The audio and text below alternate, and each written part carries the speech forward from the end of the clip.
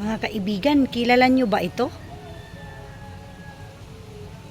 Ako hindi ko kilala ito. Ito mga kaibigan, tingnan ninyo. Para siyang saging. Saging na namumulaklak lang. Kaya ito yung malapit sa aming church. Maganda siyang tingnan. Bulaklak siya. Bulaklak ng saging. Hindi yan namumunga mga kaibigan. Bulaklak lang po yan.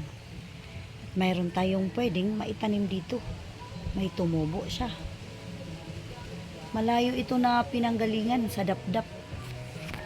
Nakita ko ito. Kaya umingi ako. At ngayon, tumubo na siya.